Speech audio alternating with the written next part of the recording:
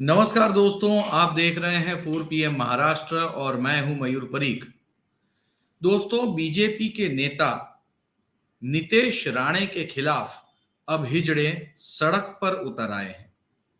दरअसल महाराष्ट्र की राजनीति ऐसी बयानबाजियों में उलझ चुकी है, फंस चुकी है, जिससे राजनीति का स्तर दिन ब दिन गिरता चला जा रहा है। कटुता इतनी अधिक और इतनी व्यक्तिगत हो चुकी है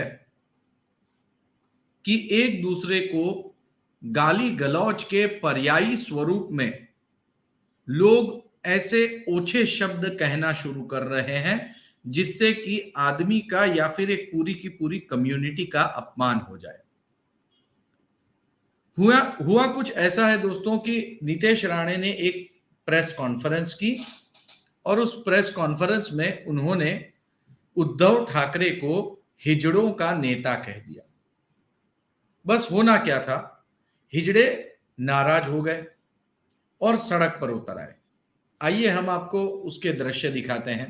हाय हाय नितेश राणे हाय हाय नितेश राणे हाय हाय वाटलं तरी चालेल हाय हाय वाटलं तरी चालेल वाटलं तरी चालतंय आमचं मतदान घेतो, आमच्या आई वडिलांचं मतदान घेतो, आमच्या नातेवाईकांचं मतदान। ये देखिए दोस्तों, ये तस्वीरें पूना की है जिसमें हिजड़े जो है वो नारेबाजी करते हुए नितेश राणे को जूते चप्पल मार रहे हैं। बाला साहेब ठाकरे ने एक जमाने में कांग्रेस पार्टी को हिजड़ों की पार्टी कहा था।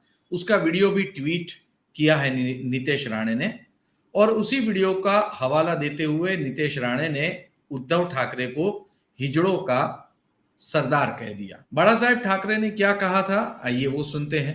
इतके थकलेत विचारू नका। आमच्या सोंडा वाकडे झाला तो, कारण काँग्रेस पक्षामध्ये एवढे हिजडे होते इतके की आता चावायचे तरी कोणाला। सगळे झुकतात त्या सोनिया गांधीच्या समोर। ही हिजड्यांची अवलाद जो पण या देशाचे राज्य करते आहे काँग्रेस पक्ष म्हणून, तो पण या देशाला चांगले दिवस येऊ शकणार नाही।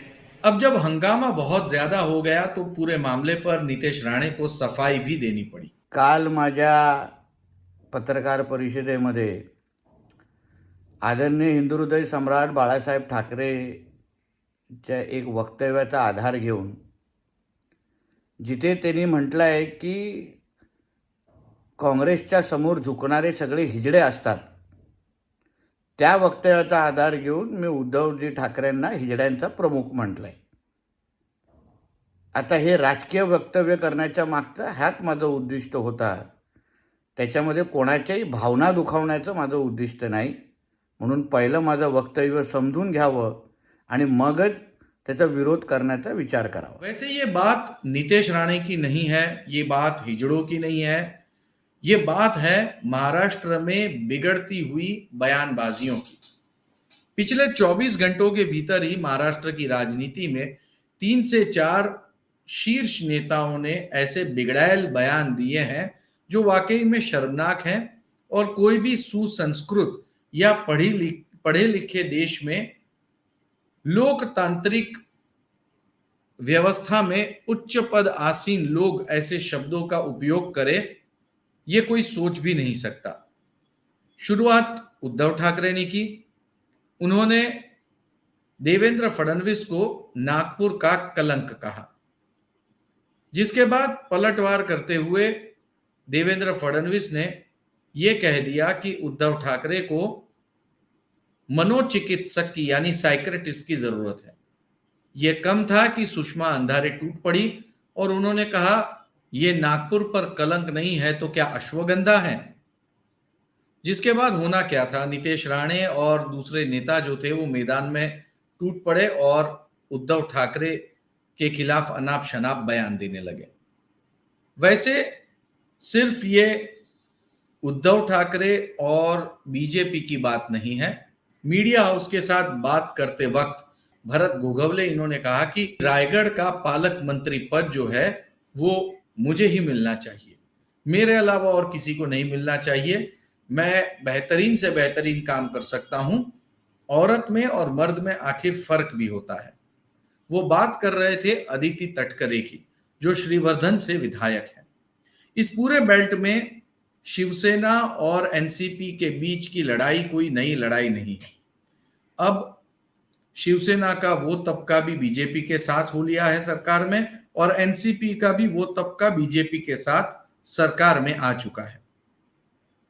लेकिन ऐसे में अब पालक मंत्री पद को लेकर झगड़ा जो है वो सार्वजनिक हो गया है। झगड़ा होना कोई बात नहीं है, राजनीति जो है वो अपने आप में एक दूसरे की स्पर्धा करके आगे आने का विषय है, इसलिए आपसी झगड़ा ये कोई बड़ी बात नहीं है। लेकिन भरत गोगावले ने जो भी कहा वो वाकई में निश्चित तौर पर एक जेंडर इक्वालिटी के खिलाफ का स्टेटमेंट है। उन्होंने कह दिया कि मुझे पालक मंत्री बताओ, आखिर एक मर्द में और एक औरत में फर्क है। देखिए दोस्तों, ये वाक्य बोलने से पहले उन्होंने ये नहीं देखा कि भारत देश की राष्ट्रपति भी एक महिला रह चुकी हैं, मौजूदा राष्ट्रपति भी एक महिला है, कई राज्यों की मुख्यमंत्री उत्तर प्रदेश से लेकर तमिलनाडु की मुख्यमंत्री महिला रह चुकी हैं, काफी दमदार काम परफॉर्मेंस रहा है उनका। इस समय पश्चिम बंगाल की मुख्यमंत्री भी एक महिला है, और समय आने पर ये महिलाएं हुंकार भी भरती हैं और बड़े बड़े अच्छे अच्छे नेताओं की छुट्टी कर देती है। लेकिन दोस्तों, संजय राउत भी इस पूरे मामले में कम नहीं।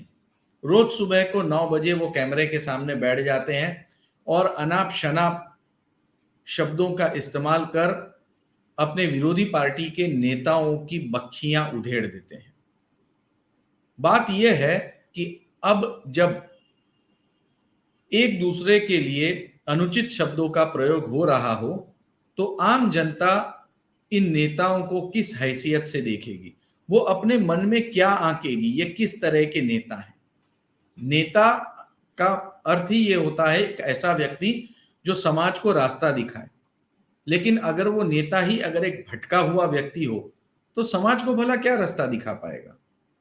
और इसकी शुरुआत होती है लोकतंत्र में अच्छे शब्दों के चयन से, जिसके माध्यम से वो जनता को एक सही राह दिखा सके।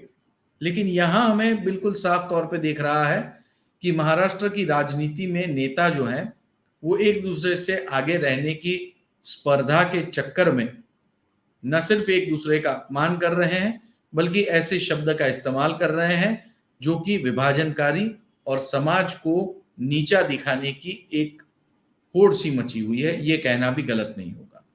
दोस्तों, क्या आपको भी ऐसा लगता है? महाराष्ट्र की राजनीति में नीति, नियम, सिद्धांत, ये सारी चीजें तो पहले ही खत्म हो चुकी है। अब ये जो जुबानी जंग शुरू हो रही है, क्या आप उससे सहमत हैं या फिर आप असहमत हैं? आपकी जो भी राय हो इस वीडियो के कमेंट बॉक्स में जरूर लिखें। बहुत बहुत धन्यवाद।